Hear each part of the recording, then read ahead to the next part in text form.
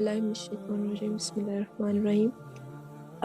हमने कल सूरह बकरा और सूरह फातिहा पढ़ी। सूरह बकरा की आयत नंबर 1 से लेकर 141 तक हमने पढ़ा। आज हम सूरह बकरा यानी कि हम जुज़ 2 पढ़ेंगे, आयत नंबर 142 से 225 तक। और इसके अंदर जो अहकामात हैं, जो अल्लाह ताला हमें बताना चाहता है, जो एड्रेस कर रहा है, उसके जो मेन सब्जेक्ट्स हैं, इंशाल्लाह आज हम वो पढ़ेंगे। तो शुरू करते हैं। सबसे पहले जब दूसरे जुज़ का स्टार्ट होता है तो उसके स्टार्ट में अल्लाह सुब्हानहू व तआला कहते हैं कि सयक़ूलु सुफ़हा मिनन नासी मा वल्लाहुम अन क़िबलतिहिम। अब इसमें ना किबला की तब्दील होने की ना बात हो रही है। किबला कैसे तब्दील हुआ, उसमें अल्लाह के नबी का रिएक्शन क्या था, और उसमें जो मुशरिकीन थे उनका रिएक्शन क्या था, उसमें जो अहले किताब थे यानी यहूदी और ईसाई उनका रिएक्शन क्या था, ये उसके बारे में। अब किबला के बारे में सबसे पहले आप लोग जैसे हमने कल पढ़ा था कि अल्लाह के नबी जो है हज़रत इब्राहीम अलैहिस्सलाम, उनकी 3 नस्लें थी ना। एक नस्ल से बनु इस्माइल हुए, बनु इस्माइल से हमारे प्यारे नबी हज़रत मोहम्मद सल्लल्लाहु अलैहि वसल्लम हुए।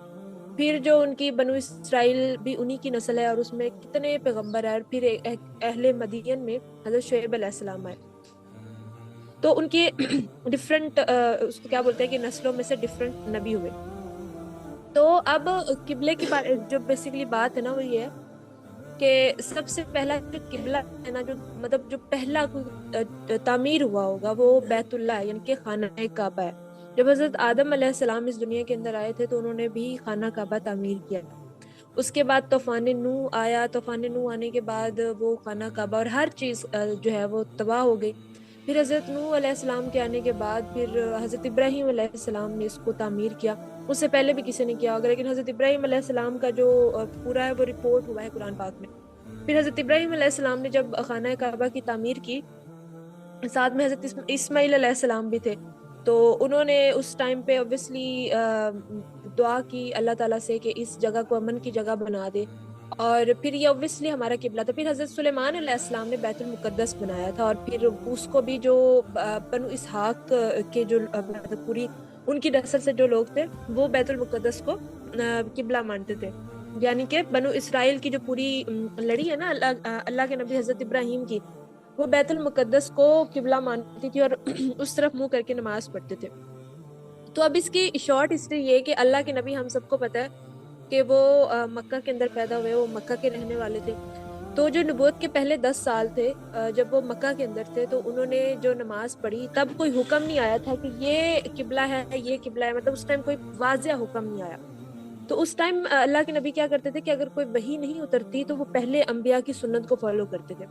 तो पहले अंबिया जो है वो बैतुल्लाह को किबला बनाकर नमाज पढ़ते थे, या बैतुल्लाह की तरफ मुंह करके नमाज पढ़ते थे।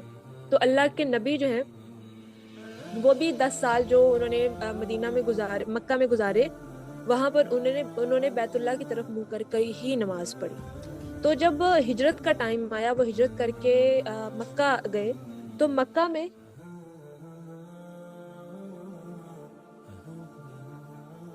में जब वो हिजरत करके मक्का में गए तो उनको फिर हुक्म उतरा। अल्लाह ताला ने अपनी वही उतारी और कहा कि अब आपका जो बैतुल मुक़द्दस जो है वो किबला है। अब आप इमेजिन करें कि जो मक्का के लोग थे, जो मक्का के सारे जो जिनका ताल्लुक वहां से जो अरब थे, वो मक्का को बहुत इंपॉर्टेंस देते थे। लाइक मक्का के उनके नजदीक बहुत ज्यादा इंपॉर्टेंस थी। तो जब उनको अचानक से, उनकी तो यही उम्मीद थी कि जब हुक्म आएगा वो यही आएगा कि बैतुल्लाह ही आपका किबला है, बैतुल्लाह को की तरफ देख कर ही आपने नमाज पढ़नी है। लेकिन जब हुक्म आया अल्लाह का, तो अल्लाह का हुक्म किया है कि आपने बैतुल मुक़द्दस की तरफ देख कर नमाज पढ़नी है। तो ज़ाहिरी सी बात है, अल्लाह के नबी को मतलब उनकी ख्वाहिश थी कि बैतुल्लाह की तरफ, मतलब बैतुल्लाह को किबला बनाया जाए। लेकिन इसीलिए फिर हम कहते हैं ना कि हमारा पहला किबला जो है बैतुल मुक़द्दस है, क्योंकि अल्लाह ने जो पहली वही उतारी, जो पहला हमें किबला कहा वो बैतुल मुक़द्दस को कहा था।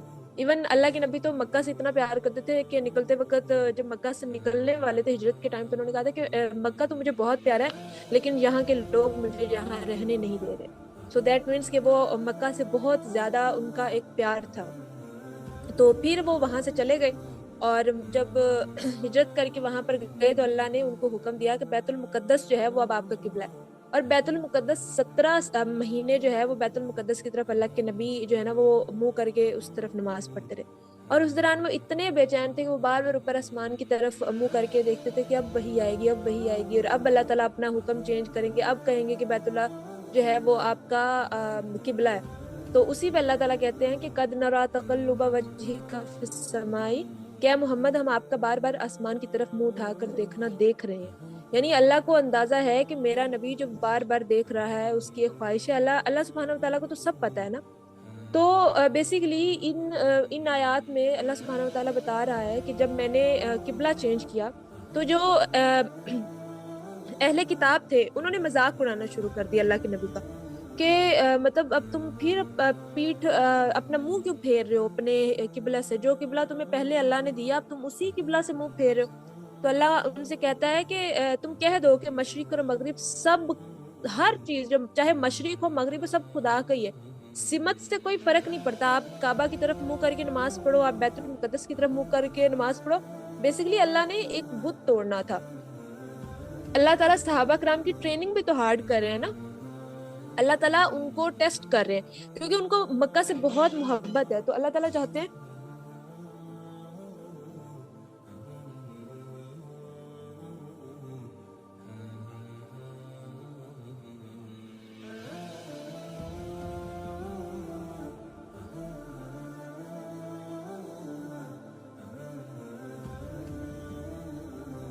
تو بیسیکلی اللہ سبحانہ وتعالیٰ ٹیسٹ کر رہے ہیں اپنے نبی کا اور صحابہ کرام کا، اور ان کی ٹریننگ کر رہے ہیں کہ وہ جو مکہ سے اتنی محبت کرتے ہیں، جن کا مکہ سے اتنی زیادہ انسیت ہے، اس کو چیک کریں کہ یہ جو ان کی مکہ سے محبت ہے تو جب اللہ کے نبی کا اللہ کا حکم آتا ہے تو ان کی کیا مطلب یہ کس طرح سے ایکٹ کرتے ہیں. تو انہوں نے اس کو فالو کیا کیونکہ وہ اللہ کے نبی کی امتی ہیں، اللہ کے نبی کے انڈر ان کی ٹریننگ ہوئی ہوئی ہے. تو اللہ تعالیٰ بیسیکلی ٹیسٹ کر رہے ہیں ان کو اس طریقے سے. تو پھر اس کے بعد اللہ نے وہ قبلہ چینج کر دیا اور پھر اللہ تعالیٰ نے حکم دیا. پھر وہ جو آیت تھی جس میں بیت المقدس کو قبلہ بنایا گیا وہ آیت منسوخ ہو گئی اور اللہ نے کہا کہ اب جو آپ کا قبلہ ہے وہ بیت اللہ ہے. اور تبھی جب اہل کفار تھے انہوں نے مذاق اڑانا شروع کر دیا کہ اب تم لوگوں نے اپنے ہی قبلے سے منہ پھیر لیا ہے. تو پھر اللہ نے کہا کہ مشرق ہو مغرب ہو اس سے فرق نہیں پڑتا، سمت سے فرق نہیں پڑتا، میں ہر جگہ ہوں، میں جدھر منہ کرو گے میں ادھر ہی تمہیں ملوں گا، جدھر آنکھ اٹھا کے دیکھو گے میں ادھر تم لوگوں کو ملوں گا. تو اس چیز سے کوئی خاص فرق نہیں پڑتا. تو بیسیکلی یہ اللہ کا ٹیسٹ ہے. تو یہ جو قبلے کی تبدیل ہونے کی کہانی ہے یہ ساری بیسیکلی اسٹارٹنگ کی آیات میں مطلب جو جز 2 ہے اس میں ہے. پھر اس میں جو آیت نمبر 143 ہے اس میں اللہ سبحانہ وتعالیٰ کہتے ہیں کہ یہ امت معتدل ہے. امت معتدل یعنی ہم امت معتدل ہیں. اور اللہ نے آگے کہا کہ یہ جو لوگ ہیں نا، یہ جو اللہ کے نبی کی امتی ہیں، یہ لوگ بیسیکلی گواہ بنیں گے پیغمبروں پر. اور دیکھیں یہ کتنا بڑا مرتبہ ہے. اللہ کہہ رہے ہیں کہ یہ جو امت ہے یہ گواہ بنیں گے، مطلب ہم لوگ گواہ بنیں گے. کن پر گواہ بنیں گے؟ انبیاء کرام پر. کیونکہ روز محشر ہوگا یہ کہ جب انبیاء کرام اپنی امت کے ساتھ اللہ سبحانہ وتعالیٰ کے سامنے کھڑے ہوں گے تو وہ جو امت جو کفار ہیں ان سے اللہ سبحانہ وتعالیٰ پوچھیں گے کہ ہاں بھائی کیا تمہیں کوئی ڈرانے والا نہیں آیا تھا؟ تو وہ کہیں گے کہ ہمیں کوئی ڈرانے والا نہیں آیا تھا. تو پھر ہم جو اللہ کے نبی کی امت ہے ہم اس چیز کی گواہی دیں گے کہ ہمیں مطلب یہ اللہ کے نبی ہیں اور یہ جھوٹ بول رہے ہیں. ہم کیسے گواہی دیں گے؟ کیونکہ اللہ سبحانہ وتعالیٰ نے وحی کے تھرو اپنے نبی کو بتایا اور اللہ کے نبی نے ہمیں بتایا، تو ہم اس طرح سے گواہی دیں گے. تو سٹارٹنگ کے آیات میں بیسیکلی قبلے کی تبدیل ہونے کی بات ہوئی ہے. اس کے بعد اللہ سبحانہ وتعالیٰ کہتے ہیں کہ جو یہودی ہے نا، اب دیکھو یہودی نا وہ لوگ تھے کہ جو جب اللہ کے نبی آئے نہیں تھے نا، یہودی اور عیسائی، تو یہ مکہ کے اندر مدینہ کے اندر مکہ کے اندر آ کے اونچی اونچی آواز میں کہتے تھے کہ دیکھو ایک نبی آئے گا تب ہماری حکومت ہر جگہ ہوگی، تب ہم ہر ایک پر برتری لیں گے. اونچی اونچی اعلان کرتے تھے. جب بھی کوئی لڑائی جھگڑا ہوتا تھا، کچھ بھی ہوتا تھا تو اونچی اونچی بولتے تھے دیکھو ایک نبی آئے گا، دیکھو ایک نبی آئے گا، ایک نبی آئے گا. اس طرح کر کے وہ ساری بات کرتے تھے. لیکن جب اللہ کے نبی آئے تو انہوں نے ان کو ماننے سے انکار کر دیا just because of their jealousy کہ دیکھیں اب یہ ہماری نسل میں سے کیوں نہیں، یہ عرب کے نسل سے کیوں ہے، وہ جن کو ہم حقیر سمجھتے تھے، جن کو کچھ پتہ ہی نہیں ہے، ان کی نسل سے یہ کیوں ہے. تو پھر اللہ کہتے ہیں کہ محمد یہ تم کو ویسے پہچانتے ہیں جیسے اپنے بیٹوں کو پہچانتے ہیں. یعنی ان کو تمہاری اتنی پہچان ہے کہ یہ آپ کو بالکل ویسے پہچانتے ہیں جیسے اپنے بچوں کو پہچانتے ہیں. تو ان کو بڑی پہچان تھی اللہ کے نبی کی، ان کو بڑے اچھے سے پتا تھا، لیکن صرف اور صرف وہ جو ایگو ہے نا انسان کی، وہ جو قبائل پرستی ہے، وہ جو قوم پرستی ہے، وہ جو ایک عجیب و غریب قسم کی انا ہے، انہوں نے ان کی آخرت کو تباہ و برباد کر دیا. انہوں نے سوچا بھی نہیں کہ ہم اپنی زندگیوں کو کیسے برباد کر رہے ہیں، رائٹ. پھر آگے اللہ سبحانہ و تعالیٰ کہتے ہیں کہ فَاسْکُرُونِی أَذْکُرْکُم، تم میرا ذکر کرو تو میں تمہارا ذکر کروں گا. اب کتنی خوبصورت بات ہے. ہم کیا ہیں، ہماری تو کوئی حقیقت ہی نہیں ہے نا، پھر بھی اللہ سبحانہ و تعالیٰ کہہ رہے ہیں کہ تم میرا ذکر کرو میں تمہارا ذکر کروں گا. پھر اللہ کہتے ہیں وَاشْکُرُوا لِی وَلَا تَکْفُرُونِ، اور میرا شکر کرو اور ناشکری نہ کرنا. اب یہ بیسیکلی اللہ سبحانہ و تعالیٰ ہمیں بتا رہے ہیں ٹریٹس کہ یہ چیزیں تم نے کرنی ہے. اگر تم چاہتے ہو کہ تمہاری زندگی میں سکون ہو، تمہاری آخرت جو ہے وہ اچھی ہو، تو تمہیں میرا ذکر کرنا ہے، تاکہ پھر میں بھی تمہارا ذکر فرشتوں کے اندر کرو. دیکھو تم عام انسانوں کے درمیان بیٹھ کے میرا ذکر کرو گے، میں اچھی محفل میں بیٹھ کے تمہارا ذکر کروں گا. پھر اللہ کہتے ہیں کہ میرا شکر ادا کرو اور میری ناشکری نہ کرو، کیونکہ اگر جیسے جیسے ہم ناشکری کرتے ہیں نا، تو یہ ہماری ہیلتھ کے لیے بھی اچھا نہیں ہے. جب ہم شکر کرتے ہیں یہ ہماری ہیلتھ کے لیے بھی اچھا ہے. تو اللہ جو بھی حکم دیتے ہیں نا، وہ ہمیں ہمارے ہی فائدے کے لیے دیتے ہیں. آگے ہے کہ یا ایھا الذین آمنوا وَاسْتَعِینُوا بِالصَّبْرِ وَالصَّلَاةِ إِنَّ اللَّهَ مَعَ الصَّابِرِینَ. اے ایمان والو صبر اور نماز سے مدد لیا کرو، بے شک خدا صبر کرنے والوں کے ساتھ ہے. جب مشکل آئے، جب تکلیف آئے، جب لگے کہ اب ہم نہیں چل سکتے، اب بس ختم ہوگی کہانی، اب ایک سیکنڈ بھی نہیں چلا جاتا، تب اللہ سبحانہ و تعالیٰ کہتے ہیں کہ اب ہی تو وقت ہے، ابھی تو ٹائم ہے. جو اللہ کے نبی نے کہا نا کہ جو صبر ہے وہ صدمے کی پہلی چوٹ پر ہوتا ہے. تو پھر اللہ سبحانہ و تعالیٰ کہتے ہیں کہ یہی وقت ہے کہ جب تم نے صبر کرنا ہے، اور جب تم صبر کرو گے تو پھر اللہ تعالیٰ صبر کرنے والوں کے ساتھ ہے. تو اللہ سبحانہ و تعالیٰ نے ہمیں ایک کلیہ بتا دیا کہ اگر ہم صبر کریں گے تو اللہ تعالیٰ ہمارے ساتھ ہوں گے. پھر اس کے بعد اللہ سبحانہ و تعالیٰ نے اسی کے اندر ایک آیت کے اندر بتایا کہ جو شہید ہیں ان کو تم مردہ نہ کہو، کیونکہ تمہیں ان کی زندگی کا ادراک نہیں ہے. تمہیں نہیں پتا وہ کس سٹیٹ میں، لیکن وہ زندہ ہیں، کیونکہ تم دیکھ نہیں سکتے، تمہیں زیادہ اندازہ نہیں، لیکن شہید کو تم نے مردہ نہیں کہنا. پھر ایک اور آیت کے آگے جو آیت نمبر 155 ہے، اس کے اندر اللہ سبحانہ و تعالیٰ کہتے ہیں کہ ہم لوگوں کو لگتا ہے نا کہ اگر ہم مسلمان ہو گئے، ایمان لے آئے، تو یہ بڑا آسان ہے، یہ بڑی سمپل گیم ہے، بس مسلمان ہو جاؤ اور کلمہ پڑھ لو اور اپنی مرضی بھی کرو. اللہ کا حکم اگر ماننا پڑے تو چلو اللہ کا حکم بھی مان لو، اگر آسان ہو، نہیں ہو تو ٹھیک ہے، دنیا داری ہے، کر لو جو کرنا ہے. لیکن اللہ سبحانہ و تعالیٰ کیا کہہ رہے ہیں؟ اللہ کہہ رہے ہیں وَلَنَبْلُوَنَّكُمْ بِشَيْءٍ مِّنَ الْخَوْفِ وَالْجُوعِ وَنَقْصٍ مِّنَ الْأَمْوَالِ وَالْأَنفُسِ وَالثَّمَرَاتِ وَبَشِّرِ الصَّابِرِينَ. اللہ کہتے ہیں کہ ہم کس قدر خوف اور بھوک اور مال اور جانوں اور میووں کے نقصان سے تمہاری آزمائش کریں گے، تو صبر کرنے والوں کو بشارت سنا دو. اب اللہ سبحانہ و تعالیٰ کیا کہہ رہے ہیں کہ جیسے ہی تم ایمان لاؤ گے، جیسے ہی تم یہ کہو گے کہ میں اللہ پر ایمان رکھتا ہوں، تو اللہ تعالیٰ تمہاری آزمائش کریں گے. ہر ایک کی آزمائش ڈفرینٹ ہوگی. کسی کو اللہ خوف سے آزمائے گا، کسی کو اللہ بھوک سے آزمائے گا، کسی کو اللہ مال دے کر اور کسی سے مال لے کر آزمائے گا، کسی کو انہی کی جانوں سے آزمائے گا، کسی کو ان کو طرح طرح کے میوے اور پھل دے کے آزمائے گا، کسی کو نقصان سے آزمائے گا، کسی کو سکھ دے کے آزمائے گا. اللہ تعالیٰ ہر بندے کی آزمائش کرے، ہر بندے کی، ہر انسان کی آزمائش ڈفرینٹ ہے. لیکن اللہ کہتے ہیں کہ کوئی بھی سچویشن ہو، صبر اور شکر کرنے والے جو ہے نا، وہی وہ بندے ہیں کہ جن کو خوشخبری سنا دے کہ ان کو جنت ملے گی. تو اللہ سبحانہ و تعالیٰ نے بتا دیا کہ اگر آپ یہ چیزیں کرتے ہو تو یہی وہ چیز ہے جو آپ کو نیکی کی طرف لے کے جائے گی اور جنت کی طرف لے کے جائے گی. پھر اللہ کہتے ہیں کہ جب ان لوگوں پر مصیبتیں اتر جاتی ہیں نا، جب ان پر مصیبت آ جاتی ہے، تو پھر یہ نہیں کرتے کہ یہ کیا ہو گیا، مجھ پر ہی کیوں ہوا، میں ہی رہ گیا تھا، اللہ سبحانہ و تعالیٰ مجھے ہی کیوں تکلیف دی. وہ یہ نہیں کرتے.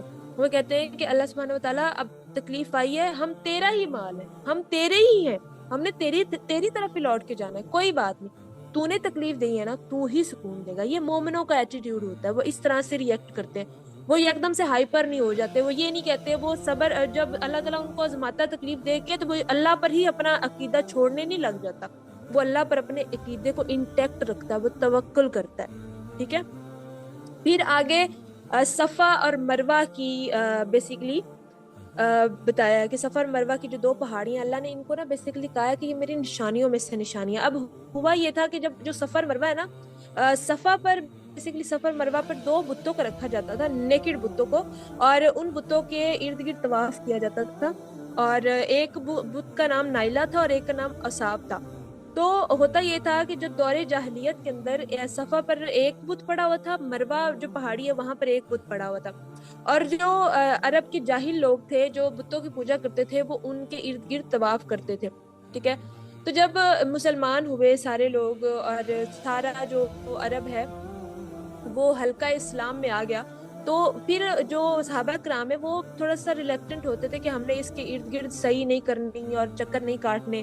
تو پھر اللہ کا حکم آیا کہ جو صفا اور مروہ ہے نا وہ میری نشانیوں میں سے ایک نشانی ہے، تو جو شخص خانہ کعبہ کا حج یا عمرہ کرے اس پر کچھ گناہ نہیں کہ وہ وہاں کا طواف کرے، مطلب اللہ کہتے ہیں کہ اس پر گناہ نہیں ہو، لیکن اگر اس کا دل نہیں بھی چاہ رہا تو اب میرا کیونکہ حکم اتر گیا تو تم لوگوں کو جانا چاہیے وہاں پر طواف کرنا چاہیے۔ اب ہمیں پتہ ہے سفر مروہ کی کتنی خوبصورت سٹوری ہے کہ جب اللہ کے نبی حضرت ابراہیم علیہ السلام اپنی بیوی حضرت ہاجرہ کو ایک بالکل بیابان میں چھوڑ کر جا رہے ہیں، ان کو چند کھجورے اور تھوڑا سا پانی ہے، اور جب ان کا پانی اور کھجورے ختم ہوگی اور حضرت اسماعیل علیہ السلام رونا شروع ہو گئے تو پھر وہ سفر مروہ کے درمیان بھاگ رہی ہیں۔ اس اثنا میں جب حضرت اسماعیل علیہ السلام نے اپنی وہ رو رہے تھے اور ایڑیاں رگڑ رہے تھے، ان کے ایڑیاں رگڑنے سے حضرت جبرائیل علیہ السلام آئے اور وہاں سے آب زمزم کا جو چشمہ ہے پھوٹا۔ اور ہمیں آپ کو ایک مزے کی بات بتاؤں کہ جو آب زمزم ہے یہ پانی اللہ کا ایک معجزہ ہے، اس پر نا اگر آپ لوگوں کو ٹائم ملے نا تو تھوڑی سی آپ لوگوں نے ریسرچ ضرور کرنی ہے۔ آب زمزم is not an ordinary water, مطلب یہ کوئی عام پانی نہیں ہے، یہ آپ نے ذہن میں رکھنا ہے، یہ بہت خاص پانی ہے اور اس سائنس سے بھی یہ چیز پروو ہوتی ہے، یہ پانی بہت ڈیفرنٹ ہے، اس پہ آپ نے تھوڑی سی ریسرچ کرنی ہے کہ آب زمزم اصل میں ہے کیا اور یہ اتنا خاص کیوں ہے۔ تو پھر آب زمزم جو ہے وہ وہاں سے پھوٹا اور پھر انہوں نے ان کے قبیلہ آباد ہوا اور وہ پھر آگے کی سٹوری ہے۔ تو پوائنٹ اس کہ اللہ نے کہا کہ یہ میری نشانیوں میں سے ایک نشانی ہے، تو تم جاؤ اور وہاں پر طواف کرو، اور کوئی بھی جو ہے نا وہ جھجکنے کی ضرورت نہیں ہے، یہ اس کی جو حرمت ہے وہ اپنی جگہ پہ انٹیکٹ ہے، اگر بے شک شریر لوگ یہاں پر آ کر اس طرح کی حرکتیں کرتے بھی تھے تو اب وہ پاسٹ جو ہے وہ پاسٹ میں رہ گیا، ٹھیک ہے۔ تو یہ سفر مروہ کی سٹوری ہے۔ آگے آیت نمبر ہے 159۔ اچھا اس سے پہلے اللہ تعالیٰ کہتے ہیں کہ یہ جو خدا کے احکامات کو چھپاتے ہیں نا یہ کیا کرتے ہیں کہ اپنی مطلب اس دنیا کی تھوڑی سی زندگی کے لیے وہ اپنی آخرت کو بیچ دیتے ہیں، لٹرلی بیچ دیتے ہیں، اور ان کو یہ بھی نہیں پتا کہ وہ کتنا گھاٹے کا سودا کرتے ہیں۔ وہ ان کو لگتا ہے کہ وہ کوئی بڑا کام کر کے بیٹھے ہیں، لیکن اصل میں وہ ان کو نہیں پتا کہ وہ کیسے اپنی آخرت خراب کر رہے ہیں۔ پھر اللہ سبحانہ و تعالیٰ بتاتے ہیں اپنی نشانیاں، اللہ کہتے ہیں کہ بے شک آسمانوں اور زمین کا پیدا کرنے والا میں ہوں۔ اللہ کہتے ہیں آسمانوں کو دیکھو، زمین کو دیکھو، رات اور دن کے آنے جانے کو دیکھو۔ پھر اللہ کہتا ہے کہ یہ جو ایک دوسرے کے پیچھے آنے اور جانے والی ہیں ان کو دیکھو، رات اور دن کو مطلب۔ پھر کشتیوں اور جہازوں کو جو دریا کے اندر تیر رہے ہیں ان کو دیکھو، اور یہ دیکھو کہ جب آسمان سے بارش برستی ہے وہ کیسے مردہ اور بنجر زمین کو زندہ کر دیتی ہے اور ہر طرف سبزہ اگ جاتا ہے۔ اور پھر ہمیں پتہ ہے کہ اسی بارش سے اتنی خوبصورت فروٹس اور پھل اور سبزیاں اور کیا کیا رنگ برنگی چیزیں اس بنجر اور بے رنگ زمین میں سے نکل رہی ہوتی ہیں، یہ اللہ کا معجزے میں سے ایک ہے۔ پھر اللہ کہتا ہے کہ یہ زمین پر چلنے پھرنے والے جو میں نے جانور پھیلائے ہوئے ان کی طرف غور کرو، ان ہواؤں پر غور کرو، ان بادلوں کو دیکھو، ان آسمان کو دیکھو، زمین کو دیکھو، اپنے آپ کے پر دیکھو، تو اگر تم غور کرو گے تو ان میں تمہارے لیے نشانیاں ہیں۔ اللہ کہتے ہیں اگر تمہیں میرے تک پہنچنا ہے نا تو ان سب کو تم نے غور کرنا، اگر تم ان سب کو غور نہیں کرو گے تو تم مجھ تک نہیں پہنچ سکتے۔ پھر ایک جو آگے آیت ہے وہ بہت ہی زیادہ کریٹیکل ہے، آیت نمبر 125 اس میں اللہ سبحانہ و تعالیٰ کہتے ہیں 165 سوری، اللہ کہتے ہیں کہ اور بعض لوگ ایسے ہیں کہ جو غیر خدا کو اس طرح سے محبت کرتے ہیں جیسے ان کو اصل خدا سے کرنی چاہیے، جو اللہ ہے وہ دوسرے لوگوں سے ایسے محبت کرتے ہیں۔ اب ہم سب کو پتا ہے کہ ہر انسان کی زندگی میں کوئی نہ کوئی چیز ایسی ہوتی ہے جس کو وہ جانے انجانے میں اللہ سے بھی آگے رکھو۔ کبھی کبھی انسان کی خواہشیں ہوتی ہیں، کبھی کبھی کوئی انسان ہو سکتا ہے، کبھی کبھی آپ کی سمجھ لیں کوئی بھی ایسی چیز، مطلب فار ایگزامپل پیسے کو بھی انسان اس طرح سے رکھ سکتا ہے، چاہے وہ فیم ہو، چاہے وہ پیسہ ہو، چاہے وہ انسان ہو، چاہے وہ خواہش ہو، چاہے وہ ماں ہو، باپ ہو، بہن ہو، بھائی ہو، شوہر ہو، کوئی بھی ہو، اگر آپ اس سے محبت اللہ سے بڑھ کر کر رہے ہیں تو اپنے آپ کو کوسچن کریں کہ میری محبت کا سب سے زیادہ حقدار کون ہے۔ جب اللہ کا حکم آ جائے تو تب سب چیزیں سائڈ پر ہو جاتی ہیں، تب اللہ سبحانہ و تعالیٰ کی بات سب سے اوپر ہے، چاہے پھر ہمیں ماں روکے، باپ روکے، کوئی بھی روکے، اللہ کا حکم جو ہے وہ سب سے اوپر ہے، باقی ساری چیزیں سائڈ پہ آتی ہیں۔ پھر کسی سے لڑنا پڑے، کسی سے جھگڑنا پڑے، یہی تو اللہ کے دیکھو ہمیں نا محبت کے سٹینڈرڈز نہیں پتا.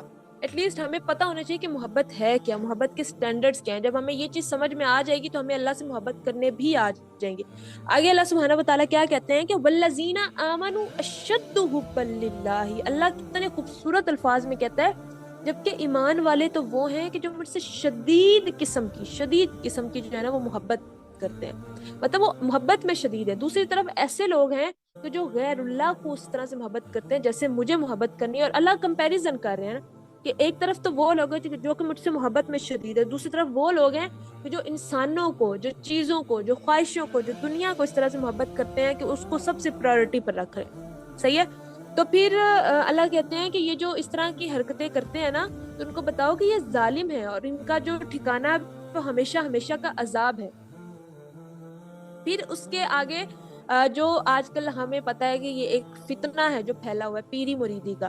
اللہ کہتے ہیں کہ ایک ٹائم آئے گا اذا تبرأ الذین, اللہ کہتے ہیں کہ اس دن کفر کے پیشوا اپنے پیروں سے بیزار ہو جائیں گے.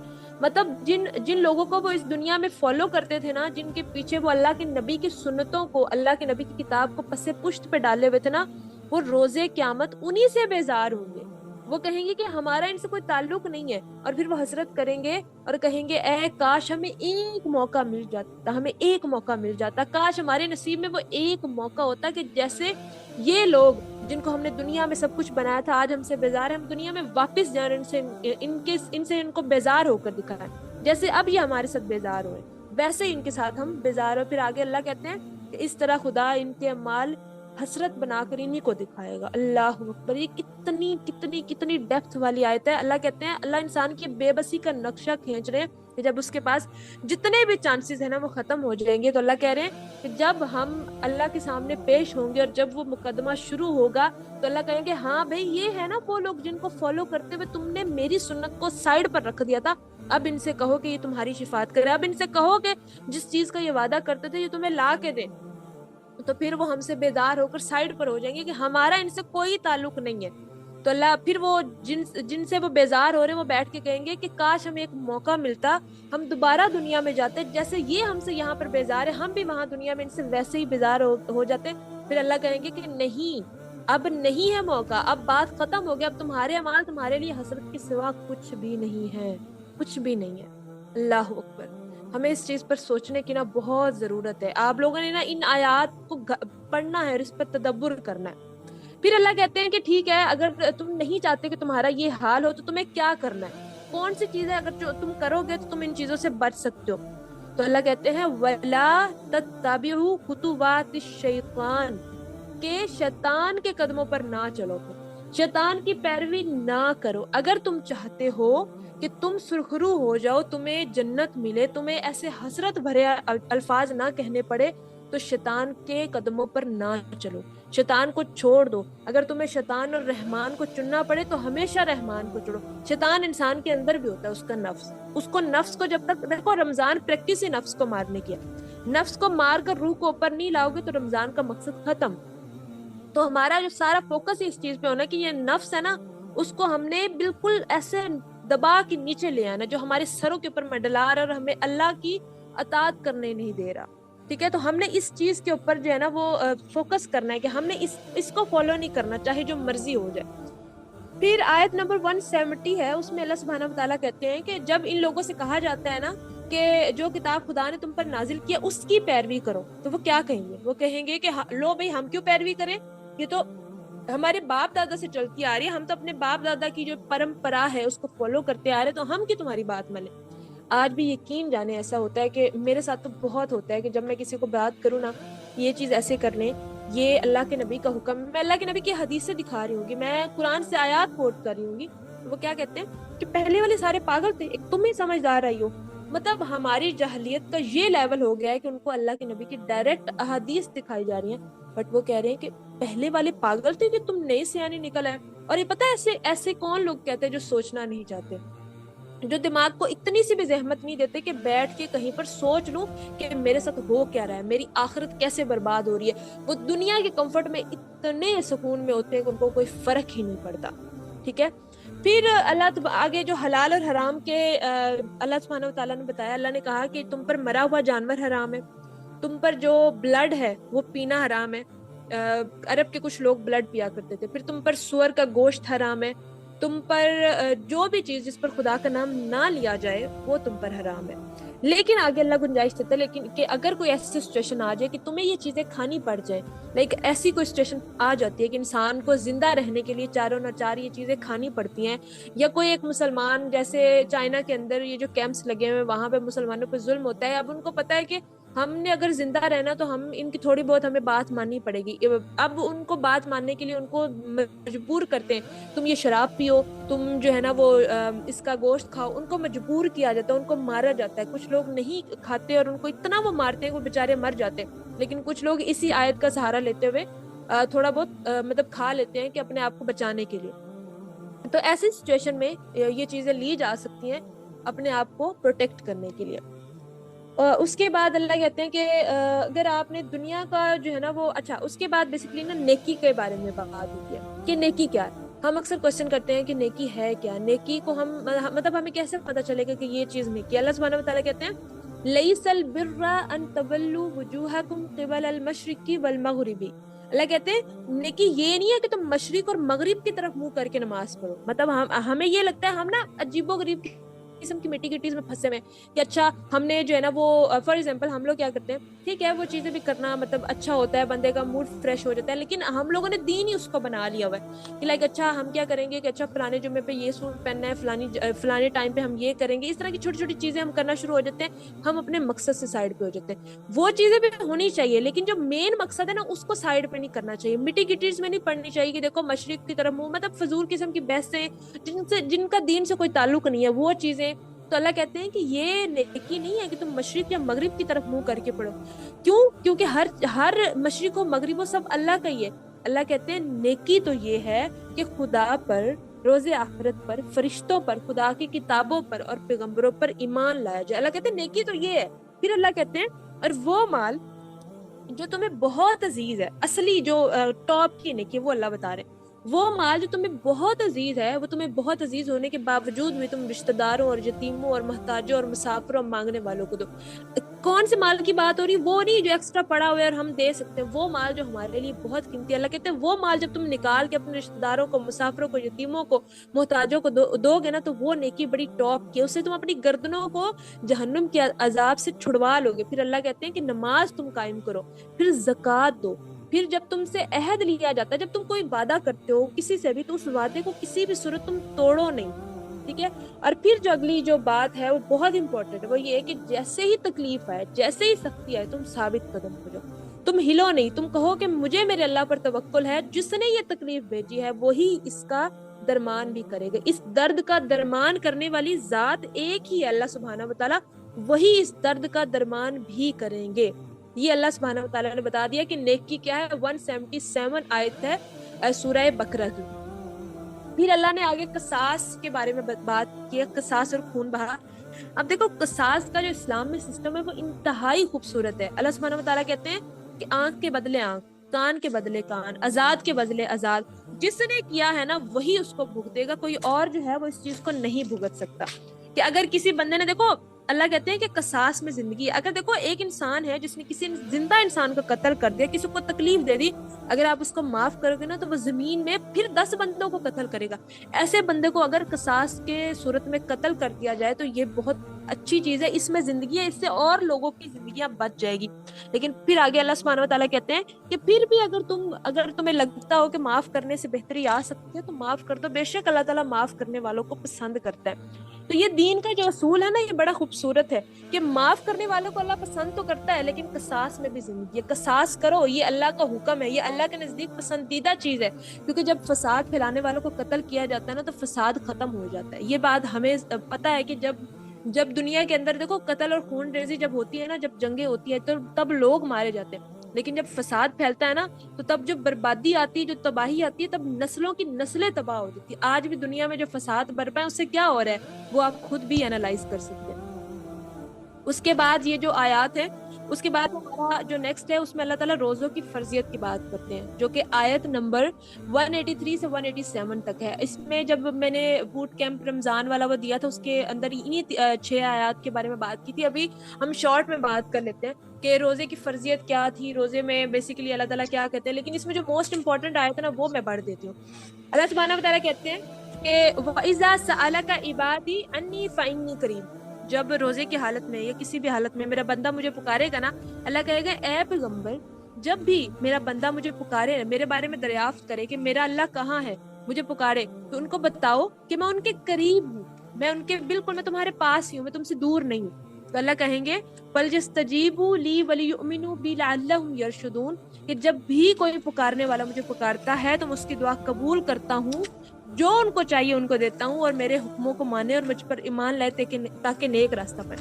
تو اللہ سبحانہ و تعالیٰ کتنے خوبصورت طریقے سے کہہ رہے ہیں کہ جب بھی انسان مجھے پکارے گا اور وہ ڈھونڈے گا مجھے، تو اس کو بتا دو کہ میں اس کے پاس ہی ہوں، اور جب وہ مجھے پکارے گا میں اس کی پکار کا اس کو نہ صرف جواب دوں گا بلکہ اس کی دعا کو بھی قبول کروں گا۔ اور اللہ سبحانہ و تعالیٰ کہتے ہیں کہ ان کو چاہیے کہ میرے حکم کو مانے اور میرے راستے پر چلے، مجھ پر ایمان لائے تاکہ وہ نیک راستہ پا سکے۔ اس کے بعد جو روزے کے عمومی حکم ہے وہ میں نے ادھر مطلب تقریباً کمپلیٹ کر دیے، تو آئی ڈونٹ تھنک سو کہ ریپیٹ کرنے کی ضرورت ہے۔ اس کے بعد جو ایک کوسچن ہے اللہ کے نبی سے کیا گیا وہ یہ تھا کہ اللہ کے جو عرب کا نا کلچر ہوتا تھا کہ عرب کے اندر لوگ کیا کرتے تھے کہ جو چاند کا گھٹنا اور بڑھنا ہے نا، اس کی جو ڈفرینٹ سٹیٹس ہے نا، اس کی ڈفرینٹ طرح سے ان کی تہمات تھی۔ لائک اگر چاند باریک ہے تو یہ تہمت ہے کہ مطلب یہ توہم پرستی ہے کہ اس میں ہم یہ شادی نہیں کر سکتے، مطلب عجیب و غریب قسم کی یہ جو ان کی سوچیں تھی اور ان کی رسمیں تھی اور وہ جو چیزیں جن کو فالو کرتے تھے۔ تو جب وہ چیزیں عرب کے اندر یہ رواج تھا، اوبویسلی وہ بت پرست تھے، تو انہوں نے اللہ کے نبی سے آگے پوچھا کہ اے اللہ کے نبی، اے یا رسول اللہ، یہ جو چاند کا گھٹنا اور بڑھنا ہے یہ کیا ہے؟ تو اللہ کے نبی کہتے ہیں کہ یہ تو قدرتی جنتری ہے، یعنی کہ قدرتی کیلنڈر ہے، یہ اللہ سبحانہ و تعالیٰ کے قدرتی کیلنڈر ہے، اس کے سوا کچھ نہیں، جو تم اس کو بناتے ہو نا یہ وہ نہیں ہے، تو یہ اللہ کا ایک بیسیکلی کیلنڈر ہے، تو اس کو اتنا زیادہ وہ نہ کرو۔ پھر جو آگے جو آیات ہے نا اس میں اللہ سبحانہ و تعالیٰ کہتے ہیں اور جو لوگ تم سے لڑتے تھے تم بھی خدا کی راہ میں ان سے لڑو مگر زیادتی نہ کرنا، اور پھر آگے کہتے ہیں اور ان کو جہاں بھی پاؤ قتل کر دو، اور جہاں سے انہوں نے تم کو نکالا ہے تم بھی ان کو وہیں سے نکالو۔ کہاں سے کنہوں نے کن کو نکالا تھا؟ ہم سب کو پتا ہے کہ مکہ کے اندر سے اللہ کے نبی کو اور ان کے صحابہ کرام کو کفار مکہ نے نکالا تھا۔ اللہ کے نبی نے کہا کہ تم بھی ان کو، اللہ نے کہا کہ تم بھی ان کو ویسے ہی نکالو، اور پھر اللہ سبحانہ و تعالیٰ نے کہا کہ قتل اور خون ریزی کو برا نہ سمجھو۔ تمہیں لگ رہا ہوگا کہ قتل اور خون ریزی بری، اللہ کہتے ہیں قتل اور خون ریزی سے بھی برا ہے فساد۔ اب اللہ سبحانہ و تعالیٰ نے نا اپنا مقدمہ سنایا بیسیکلی کہ ہمارے لیے بھی یہ حجت ہے۔ اللہ کہہ رہے ہیں کہ قتل اور خون ریزی سے بھی جو بڑی بری چیز ہے نا وہ ہے فساد۔ دیکھو قتل ہو گیا نا، جب ایک جنگ ہوتی ہے نا وہاں پر لوگ مرتے ہیں، جانے جاتی ہیں، بات ختم، لیکن جب فساد پھیلتا ہے نا تو وہ جو دنیا میں کتنے صدیوں تک جو خرابی پیدا ہوتی ہے وہ آپ سوچ بھی نہیں سکتے۔ فساد کیا ہے کہ آپ نیکی کرنا چاہ رہے ہیں، آپ نیکی نہیں کر سکتے۔ آپ فار ایگزامپل ایک لڑکی ہے کسی ایلیٹ فیملی سے تعلق رکھتی ہے، اب وہاں پر کیا فساد ہے؟ فیشن کا گندا فساد آ گیا۔ اب وہ دوپٹہ کرنا چاہتی ہے وہ دوپٹہ نہیں کر سکتی، وہ عبایا کرنا چاہتی ہے وہ عبایا نہیں کر سکتی۔ آج کا لڑکا اگر وہ اللہ کے نبی کی سنت کے مطابق چیزیں کرنا چاہ رہا ہے وہ نہیں کر سکتا، کیوں؟ کیونکہ پیئر پریشر ہے اس پر۔ تو یہ بھی تو فساد ہے نا، یہ بھی تو فتنہ ہے جو ہر جگہ پہ پھیلا ہوا ہے۔ تو اللہ کہتے ہیں یہ جو فتنہ ہے نا، یہ جو فتنہ اور فساد ہے کہ خون ریزی سے بھی برا ہے۔ کیونکہ دیکھو اسی طرح سے تو عادتیں فارم ہوتی ہیں، اسی طرح سے تو چیزیں ہوتی ہیں۔ اس چیز پہ آپ نے غور کرنا ہے کہ کیسے یہ چیزیں لوگوں کے اندر تک تباہی مچاتی ہیں کہ دو سال 300 سال تک لوگوں کی نسلیں تباہ ہو جاتی ہیں۔ اللہ کہتے ہیں کہ جو لوگ فساد پھیلاتے ہیں زمین میں، جو فتنہ پھیلاتے ہیں، ان کو قتل کرو، ان کو گھروں سے نکال کر قتل کرو تاکہ زمین میں فتنہ اور فساد نہ پھیلے۔ اس کے بعد بیسیکلی حج کے احکامات پر بات آتی ہے کہ حج کے احکامات کیا ہیں۔ تو اللہ کہتے ہیں کہ حج اور عمرے کے درمیان جو تم احرام باندھتے ہو کہ جب تک تمہارا حج یا عمرہ کمپلیٹ نہیں ہو جاتا تم نے وہ اپنا احرام جو ہے وہ کھولنا نہیں ہے، اور سوائے مجبوری کے۔ مجبوری کیا کہ وہ اللہ کے نبی کو خود بھی مجبوری پیش آئی کہ جب صلح حدیبیہ کے مقام پر پہنچے تو کفار نے کہا کہ اگر آگے آؤ گے تو جنگ ہوگی، اور تب انہوں نے کہا بھی کہ ہم جنگ کی نیت سے نہیں آئے، ہم صرف جو ہے وہ حج کرنے کی نیت سے آئے، لیکن انہوں نے ان کو نہیں کرنے دیا، ان کو وہیں پر حدیبیہ کے مقام پر روک لیا۔ پھر وہ صلح حدیبیہ ہوئی، وہ ہمیں پتہ، اس پہ صحابہ کرام ایون بہت زیادہ سیڈ بھی ہو گئے تھے۔ وہ پوری بات الگ، پوری ایک سٹوری، تو اس میں وہ بہت سیڈ ہو گئے تھے کہ اب اللہ کے نبی جو معاہدہ کریں اس میں تو ہماری ہار ہے، لیکن ہم نے دیکھا کہ وہی جو معاہدہ ہے وہی فتح مکہ کی ایک صورت بنا، تو اس کو اللہ تعالیٰ نے فتح مبین بھی کہا تھا۔ تو سمپل سی بات یہ ہے کہ تب کیا ہوا تھا کہ ان کو واپس جانا پڑ رہا تھا، وہ مکہ تک نہیں جا پائے تھے، اور پھر ان کو وہاں پر احرام کھولنے پڑے تھے مجبوری کی صورت میں، وہیں پر انہوں نے جانور ذبح کیا تھا۔ تو اللہ سبحانہ و تعالیٰ کہتے ہیں کہ اگر مجبوری نہ ہو تو تم مکہ، مطلب جب تم حج یا عمرہ کر لو تبھی تم نے احرام کھولنا ہے، اور پھر جب تمہیں مجبوری کی صورت میں احرام کھولنا پڑتا ہے تو تم اس کے بعد اس کی قضا دو گے۔ قضا جو ہے وہ کسی غریب کو کھانا کھلا دینا، فدیہ دے دینا، اس طرح کر کے اس کی قضا ہوگی۔ پھر اس کے علاوہ ہے کہ سر منڈوانا جائز نہیں ہے، اور بیماری یا تکلیف کے علاوہ، مطلب نارملی تو یہ ہے نا کہ بیماری یا تکلیف نہ ہو، اس کے علاوہ جو ہے نا وہ آپ نے نہیں کرنی۔ اور دوسری یہ کہ جو میاں بیوی ہیں وہ حج یا عمرہ کے دوران یہ مطلب جو رغبت والی بات تک نہیں کر سکتے، باقی چیزیں تو بہت دور رہے گی۔ تو یہ اس کے کچھ احکامات ہیں۔ پھر اللہ نے کہا کہ جو منع ہے مینا میں، بیسیکلی کیا ہوتا تھا مینا کے اندر نا، یہ جو لوگ ہیں نا جب یہ اینڈ پر اکٹھے ہوتے تھے، یہ اپنے باپ داداؤں کی اپنے کہانیاں سناتے کہ میرے باپ نے یہ کیا، میرے دادا نے یہ کیا، میرے پردادا نے یہ کیا، وہ تو اتنے مہان تھے، وہ یہ تھے، وہ تھے۔ تو اللہ کہتے ہیں کہ جیسے تم اپنے باپ داداؤں کی تعریفیں کرتے تھے نا، اب یہاں پر بیٹھ کے میری بڑائی بیان کرو۔ جو تم نے پہلے اپنے باپ اور داداؤں کے کلابے باندھے تھے نا، اب وہ یہاں پر بیٹھو اور میری بڑائی بیان کرو۔ تو اللہ سبحانہ و تعالیٰ نے ان کو یہ بات کی۔ پھر دوسری آگے ایک اور بات ہے کہ جو موٹیویشنل اسپیکر کے بارے میں ہے، بیسیکلی میں ایسے کہتی ہوں کہ موٹیویشنل اسپیکر ہے، کیونکہ اللہ نے کہا کہ کوئی شخص ایسا ہے جس کی گفتگو دنیا کی زندگی میں تم کو دلکش معلوم ہوتی ہے اور اپنے معافی ضمیر پر خدا کو گواہ بناتا ہے، حالانکہ وہ سخت جھگڑالو ہے، یعنی کہ وہ اللہ کا دشمن ہے بیسیکلی۔ دیکھو کسی بھی انسان کو چیک کرنے کا نا ایک چھوٹا سا فارمولا ہوتا ہے۔ اگر آپ کسی بھی انسان کو دیکھ رہے ہو نا، کوئی بھی بندہ آپ کو موٹیویٹ کر رہا ہے، غلط ریزن کے لیے موٹیویٹ کر رہا ہے، تو وہ خدا کا دشمن ہے۔ کیونکہ وہ آپ کو خدا سے ہٹا کر دنیا کی محبت میں لگا رہا ہے۔ تو اللہ کہتے ہیں کہ کچھ لوگ ایسے ہیں کہ ان کی باتیں بڑی چکنی چپڑی ہوتی ہیں، ایسا لگتا ہے کہ ان کی باتیں بڑی خوبصورت ہیں اور ان کی باتوں میں بڑی مٹھاس ہے اور یہ اور وہ ہے، اصل میں وہ لوگ جو ہے نا وہ خدا کے دشمن ہوتے ہیں۔ اور اس کی بیسیکلی نا ایک ایگزامپل بھی ہے کہ اللہ کے نبی کے دور میں ایک آدمی تھا، اس نے کیا کیا کہ اللہ کے نبی کے پاس جب آئے نا تو اس نے بڑے اچھے اچھے باتیں کی اور بڑے مطلب لگا کے چکنی چپڑی باتیں کی، لیکن جب واپس گیا نا تو اس نے کیا کیا کہ جو ان کے مسلمانوں کی فصلیں تباہ کر دی، ان کے جانوروں کو ذبح کر دیا۔ تو اللہ نے کہا کہ دیکھو یہ چکنی چپڑی باتیں کرنے والا اصل میں اس کے اندر اتنا زیادہ جو ہے نا وہ نفاق ہے۔ اس کے بعد بیسیکلی اچھا پھر اللہ سبحانہ و تعالیٰ کہتے ہیں کہ کوئی ایسا شخص بھی ہے اس دنیا کے اندر جو اللہ کی خوشنودی کے لیے اپنی جان کو بیچ دیتا ہے۔ اب تو ایک ہم نے وہ پڑھے نا کہ جو دنیا کے لیے اپنے دین کو بیچتے ہیں، لیکن اللہ کہتے ہیں کچھ ایسے بھی لوگ ہیں جو میری خوشنودی کے لیے اپنی جانوں کو بیچ دیتے ہیں۔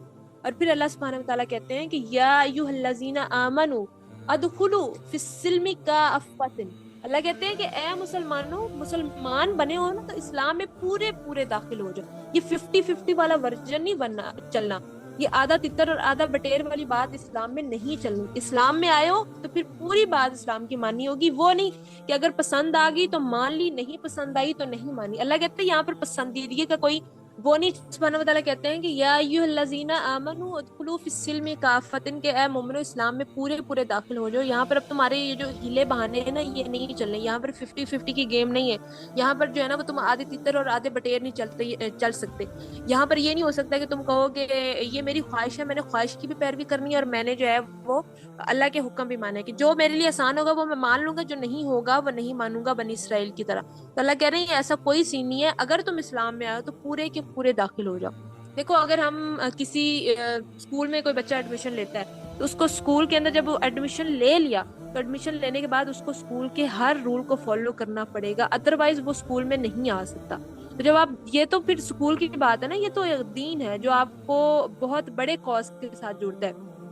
تو جب آپ اسلام میں داخل ہوتے ہو تو اللہ سبحانہ و تعالیٰ کا فرمان ہے کہ جب اسلام میں داخل ہو گئے ہو نا تو بس پھر پورے کے پورے داخل ہو جائے. پھر وہ اللہ کہتے ہیں کہ لا تتبعوا خطوات الشیطان, شیطان کے خطوات پر نہیں چلنا, شیطان کے قدموں پر نہیں چلنا. کیوں؟ کیونکہ وہ تمہارا دشمن. جب اللہ تعالیٰ نے حضرت آدم علیہ السلام کو اور شیطان کو دنیا میں بھیجا تھا, اور کیا کہا تھا تب؟ کہا تھا کہ تم دونوں ایک دوسرے کے دشمن. جب وہ ہمارا دشمن ہے, دشمن کو کون فالو کرتا ہے؟ اگر دشمن کو فالو کرے گا تو اینڈ پہ جا کے تمہیں مار ہی دے گا, تمہارے لیے پھر وہ کبھی بھی اچھا نہیں سوچ سکتا. تو ہمیں یہ چیز سوچنے کی ضرورت ہے کہ دشمنوں سے ہم جو ہے نا وہ اپنے آپ کو بچائیں, وہ جو کہ کھلم کھلا اعلان کرتا ہے کہ میں انسان کا دشمن. پھر آگے اللہ سبحانہ و تعالیٰ نا اہل کتاب کو مخاطب کر کے کہتے ہیں کہ اب تم لوگ کیا چاہتے ہو؟ کیا تم لوگ اس بات کے منتظر ہو کہ میں بادلوں پر آ کر بیٹھ جاؤں؟ مطلب میں بادلوں پر اتر کر آ کر بیٹھ جاؤں, ساتھ میرے فرشتے بھی آ جائیں. کیا تم لوگ چاہتے ہو؟ مطلب اب تمہیں اور کون سی نشانیاں چاہیے؟ میں نے تمہیں کھول کر ایک ایک نشانی دکھا دی. ابھی تمہیں مطلب اب یہ چاہیے کہ میں بادلوں پر آ کر, کیونکہ ہمیں پتا ہے کہ بنی اسرائیل کو اللہ سبحانہ وتعالیٰ نے اپنی اتنی نشانیاں کھول کھول کر دکھائی, لیکن انہوں نے اللہ پر یقین نہیں کیا.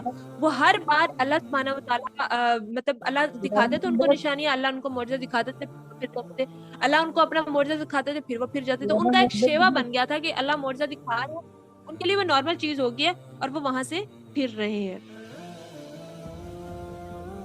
پھر اللہ سبحانہ و تعالیٰ کہتے ہیں کہ یہ جو دنیا ہے نا, میں نے اس کو زُیِّنَ لِلَّذِینَ کَفَرُوا, مطلب میں نے کافروں کے آگے نا یہ جو دنیا ہے وہ خوشنما کر دی ہے. ان کو لگتا ہے کہ دنیا بڑی پتہ نہیں توپ چیز ہے, دنیا پتہ ہی نہیں کیا ہے, دنیا پتہ نہیں کیا ہے, ان کو یہ چیز فیل ہوتی ہے. لیکن اللہ سبحانہ و تعالیٰ کیا کہتے ہیں کہ دنیا کی کوئی حقیقت نہیں ہے. یہ جو دنیا کو بڑا سمجھ کے ان کو لگتا ہے کہ دنیا پتہ نہیں ان کو کیا مل گئی اور تمہارا مذاق بناتے ہیں, قیامت کے دن کیا ہوگا کہ یہی لوگ تمہارے نیچے ہوں گے, تم ان پر غالب ہو, تم ان پر برتری لے جاؤ. تو یہ جو دنیا کی تھوڑی سی زندگی ہے اس پر تھوڑا سا صبر کر لو. ان لوگوں کو اللہ تعالیٰ آزما رہے ہیں, اللہ ان کو موقع دے رہے ہیں, تو اس میں تھوڑا سا صبر کر لو. پھر آگے اللہ سبحانہ و تعالیٰ بتاتے ہیں کہ یہ جو مذہب ہیں, یہ جو دنیا کے اندر اتنے مذہب, ہم اتنی پلیرٹی دیکھتے ہیں, اتنے مذاہب ہیں, ان میں اتنا اختلاف کیوں؟ اللہ کہتے ہیں کہ پہلے دنیا کے اندر نا ایک ہی مذہب تھا, لیکن یہ جو انسان کے اندر اللہ نے مادہ رکھا ہے نا, یہ جو انسان کو الہام کیا ہے, خیر اور شر دونوں ہے نا ہمارے اندر, خیر بھی ہے شر بھی ہے. تو اللہ کہتے ہیں کہ اس خیر اور شر اور پھر جو تیسرا ایلیمنٹ ہے شیطان کا, ان سب نے مل کر اس مذہب کے اندر تفرقہ ڈال دیا, نئی چیزیں ڈال دی. پھر جب تفرقہ ڈال گیا, پھر اللہ نے وقتاً انبیاء بھیجے, وقتاً انبیاء بھیجے. پھر کچھ لوگ اپنے باپ داداؤں کی جو رسمیں تھی اس کے اندر جو چینج ہوا تھا اس کو چینج کر کے اس پر ڈٹ گئے, اور کچھ لوگ جو ہیں وہ اللہ کے ایک راستے پر جو وحدانیت کا راستہ ہے اس پر چلنے لگے. اللہ کہتے ہیں میں نے بار بار ڈرانے والے بھیجے, میں نے بار لوگ بھیجے جو کہ ان کو حق بتاتے تھے. لیکن اللہ سبحانہ تعالیٰ یہ بھی کہتے ہیں کہ جن کو پھر حق نہیں سمجھ آتا نا, پھر ان کو جتنا مرضی سمجھا لو وہ نہیں سمجھے گی. کیوں؟ کیونکہ ان کے دل, آنکھ, ناک, کان سب بند ہے, ان کو کچھ بھی سمجھ نہیں آنا. پھر اللہ سبحانہ تعالیٰ کا فرمان ہے کہ تم لوگوں کو کیا لگتا ہے, ام حسبتم ان تدخلوا الجنۃ, تم لوگ کیا خیال کرتے ہو کہ تم لوگ ایسے ہی مطلب فری میں جنت میں چلے جاؤ گے؟ مطلب جنت مذاق لگتی ہے تم لوگوں کو کہ ایسے ہی بس چلے جاؤ گے؟ اللہ کہتے ہیں کہ ابھی تم کو پہلے لوگوں کی سی مشکلیں تو پیش آئی ہی نہیں. تم لوگوں کو تو پتہ ہی نہیں ہے کہ پہلے لوگوں کو اللہ تعالیٰ نے کیسے آزمایا تھا, کتنی مشکل چیزیں آزمائی تھی. اب دیکھیں اللہ سبحانہ تعالیٰ ایک ٹونٹ کر رہے ہیں. اب نا اس کی چھوٹی سی اگزامپل ہماری نارمل زندگی سے ہم سب یہ کرتے ہوں گے. اگر ہمیں کوئی آ کر بتاتا ہے کہ دیکھو یار میری زندگی میں, دوست ہمیں کوئی آ کر بتائے ہماری زندگی میں یہ چل رہا ہے, ہمیں یہ پریشانی ہے, ہمیں یہ تکلیف ہے, ہمیں یہ ہے, ہمیں وہ, پھر ہم پتہ کیا کریں گے, اس کو بڑی تکلیف ہے, میری تکلیف سے زیادہ تو کسی کی تکلیف نہیں ہے, میری تکلیف تو سب سے ٹاپ آف دا لسٹ ہے. ٹھیک ہے, ہمارے اندر یہ چیز آتی ہے. تو اللہ کہتے ہیں کہ ابھی اتنی چھوٹی سی تکلیف سے گھبرا گئے ہو, یہ تکلیف تو کچھ بھی نہیں ہے. یہ اللہ نے ایک بیسیکلی کمپیریزن کا انداز کیا کہ جس تکلیف کو تم بڑی تکلیف سمجھ رہے ہو, اسی تکلیف پر بس ختم ہوگی کہانی. میں نے تو تم سے پہلی امتوں کو اس طرح سے آزمایا کہ ان پر اتنی سختیاں اور اتنی تکلیفیں آئیں کہ پیغمبر اور مومن لوگ بھی پکار اٹھے کہ یا اللہ تیری مدد کب آئے گی, وہ بھی پکار اٹھے. تو اللہ نے کہا کہ میری مدد جو ہے وہ ان قریب تمہارے پاس ہوگی, میری مدد بہت جلد مومنوں کے ساتھ ہوگی. تو اللہ کہتے ہیں وہ اتنی مشکل تھی, اتنی تکلیفیں تھی کہ مومن لوگ بھی گھبرا گئے. تو ہم پھر کس گمان میں ہیں؟ تھوڑی بہت زندگی میں تکلیفیں اور ہم اس طرح سے چیزوں کو پہاڑ بنا لیتے ہیں. مجھے یہ بتائیں, کیا ہم جنگ بدر لڑ رہے ہیں, کیا ہم جنگ احد لڑ رہے ہیں, کیا صلح حدیبیہ جیسے واقعات ہمیں پیش آئے ہیں, کیا ہم نے فتح مکہ کرنی ہے, کیا ہم نے کیا ہے؟ مطلب ہم باتیں تو بڑی بڑی کرتے ہیں، ہم نے کون سے غزوات لڑ لیے، ہم نے کون سے جنگ یرموک لڑ لی، جنگ یمامہ لڑ لی، ہمارے اوپر کون سی تکلیفیں آئی ہیں؟ یہ تو تکلیف ہی کوئی نہیں ہے۔ اور یہ اللہ کیا کن کو رہے، یہ اسی دور میں آیات نازل ہوئے نا جب ان کے ایمان تھوڑے سے لڑکھڑانا شروع ہو رہی، تو اللہ ان کو کہہ رہے، اور یہ کتاب زندگی ہے، یہ ہمیں، ہمارے لیے بھی ان کے لیے بھی، ان کے وہ بھی ریلیٹ کر سکتے ہیں، ہم بھی ریلیٹ کر سکتے ہیں۔ تو یہ اللہ کیا کہہ رہے ہیں کہ تم اتنی سی تکلیف پر گھبرا گئی، یہ تو کوئی تکلیف ہی نہیں ہے۔ جب اصل تکلیف آئے گی، جن کو یہ اصل میں نے تکلیفوں سے آزمایا ہے، وہ لوگ تو مطلب ان کی تکلیف اور تمہاری تکلیف تو بہت مطلب چھوٹی ہے، ٹھیک ہے۔ اس کے بعد اللہ سبحانہ وتعالیٰ کہتے ہیں کہ یہ جو خدا کے لیے وطن چھوڑتے ہیں، جو اللہ سے جنگ کرتے ہیں، جو مطلب اللہ کے لیے ساری چیزیں کرتے ہیں، وہی میری رحمت کے امیدوار ہیں۔ کیوں؟ کیونکہ دیکھو آج کے دور میں نا، ہمارے اگر ہر دور کے اندر نا کوئی نہ کوئی ایک بت بہت بلندیوں پر چلا جاتا ہے۔ آج کے دور کا جو سب سے بڑا بت ہے نا، وہ ہماری کلچرل نارمز ہیں، جو کہ ہمارے دین کے مقابلے میں کھڑی ہوئی ہیں۔ اگر ہمیں یہ سمجھ میں آ جائے نا، جو بندہ آج کے دور میں نا اپنی کلچرل نارمز کو توڑے گا نا، وہی ان بڑے بتوں کو بھی پاش کر پائے گا، کیونکہ اس سے بڑا بت ابھی تک کوئی نہیں ہے۔ ہمارے لیے سب سے بڑی ایک بینگ اے گرل، ہم سب کو پتا ہے کہ جس سوسائٹی کے اندر ہم رہتے ہیں، یہ جو کلچرل نارمز ہیں، یہ جو عجیب و غریب قسم کے رسمیں ہیں، یہ جو عجیب و غریب قسم کے ایک پرمپرا چلتی آ رہی ہے، جس میں انسان کو انسان نہیں سمجھا جاتا، انہی بتوں کو ہم نے توڑنا ہے۔ ہماری آزمائش یہ ہے، کیونکہ ہم نے جنگ بدر نہیں لڑنی، ہم نے جنگ احد نہیں لڑنی، ہماری آزمائش یہی ہے۔ اللہ تعالیٰ ہمیں ایسے ہی آزمائیں گے۔ تو ہمیں یہ سوچنا ہے کہ یہ جو اتنا بڑا بت ہے نا کلچرل نارمز کا، ہم نے اس کو کیسے توڑنا۔ یہ جو ہماری گھٹی کے اندر یہ چیزیں آ گئی ہیں کہ ہم اپنے دین کو سائڈ پر کر کر ہماری معاشرے کو آگے رکھتے ہیں، جس میں ہمارے اندر ایک بڑا تکیہ کلام ہے کہ پھر دنیا بھی تو رکھنی پڑتی ہے نا۔ دنیا، یہ ہمارا ایک کلام ہے نا کہ دنیا بھی تو پھر رکھنی پڑتی ہے۔ بھئی دنیا کو اپنی پاکٹ میں رکھ کے اس کو زپ بند کر دو اس کی۔ ہم نے دنیا نہیں رکھنی، ہم نے جب رکھنی ہے تو ہم نے آخرت رکھنی ہے۔ دنیا تو ختم ہونے والی ہے، دنیا ہمیشہ تو نہیں ہے نا۔ تو سمپل از دیٹ کہ ہم نے ان جو کلچر نارمز کے بت ہیں نا، ان کو توڑنا ہے۔ یہی ہماری جنگ ہے، یہی ہماری جنگ بدر ہے، یہی جنگ احد ہے، یہی ہمارے لیے فتح مکہ ہے۔ پھر آگے شراب کے بارے میں احکامات ہیں۔ اب شراب اور جوئے کے بارے میں احکامات ہیں۔ اب شراب کے بارے میں یہ سین ہے کہ پہلے تو یہ حرام نہیں ہوتی تھی شراب اور جوا۔ پھر ہوا یہ کہ سورہ نحل میں اللہ، کیونکہ دیکھو عرب کے اندر نا لوگ اتنی شرابیں پیتے تھے، ان کا ایک کلچر تھا۔ اللہ سبحانہ وتعالیٰ اگر یکدم حکم دیتے نا تو وہ فلی طور پہ فالو نہ کر پاتے۔ تو اللہ سبحانہ وتعالیٰ نے سورہ نحل کے اندر سٹارٹنگ میں اللہ نے کہا یہ جو نشاور چیزیں نا یہ اچھی نہیں ہے تمہارے لیے۔ پھر اللہ نے آگے سورہ نساء میں کہا کہ یہ جو بندہ نشہ کرتا ہے نا وہ نماز سے دور ہے۔ پھر فائنل حکم آ گیا سورہ مائدہ میں، اور پھر کہا کہ یہ جو شراب ہے یہ حرام ہے، یہ تمہارے لیے اچھی نہیں ہے۔ پھر ایک فائنل حکم آ گیا۔ تو یہاں پر بیسیکلی اللہ سبحانہ وتعالیٰ کہتے ہیں کہ تم سے شراب اور جوئے کا حکم دریافت کرنے سے کہہ دو کہ اس میں بڑے نقصان ہیں، اور ہاں اس میں کچھ فائدے بھی، کیونکہ شراب پینے کے تھوڑے بہت فائدے بھی ہیں، لیکن وہ فائدے بہت چھوٹے ہیں، نقصان بہت بڑے ہیں۔ کہ جیسے ٹک ٹاک آج کل دیکھتے ہیں کہ وہ کہتے ہیں دیکھو اس کے فائدے بھی تو ہیں، فائدے ہیں لیکن بہت تھوڑے سے، مطلب وہ کہتے ہیں نا کہ تقریباً کوئی 5% ہو گئے، لیکن نقصانات 95% ہے۔ تو آپ نے یہ جو نقصانات کی ریشیو ہے نا وہ دیکھتے ہوئے وہ جو فائدوں کی چھوٹی سی پرپورشن ہے اس کو سائڈ پہ کرتے ہیں، ٹھیک ہے۔ پھر اللہ کہتے ہیں کہ دنیا اور آخرت میں اگر بھلائی چاہتے ہو تو یتیموں کے ساتھ اچھا سلوک کرو جتنا ہو سکتا ہے۔ پھر اللہ سبحانہ وتعالیٰ نے کہا کہ جو مشرک لوگ ہیں، مشرک عورتیں ہیں یا مشرک مرد ہیں، یعنی جو شرک کرتے ہیں، ان سے تم شادی نہیں کر سکتے کسی بھی طرح۔ اس کے بعد نا ایک جو ہم جذبات میں آ کے قسمیں کھاتے ہیں کہ مطلب فار ایگزامپل میں آج کے بعد تمہاری شکل نہیں دیکھوں گی یا دیکھوں گا، میں تیرے جنازے نال بھی نہیں جانا، مطلب وہ ہمارے لوگ ہیں نا جذبات میں آ کے اس طرح کی قسمیں کھا لیتے ہیں، یا فضول لغو قسمیں بھی ہم کھاتے ہیں۔ تو اللہ سبحانہ وتعالیٰ نے کہا کہ اس طرح کی جو لغو قسمیں ہیں نا اس پر میں کوئی مواخذہ نہیں کروں گا۔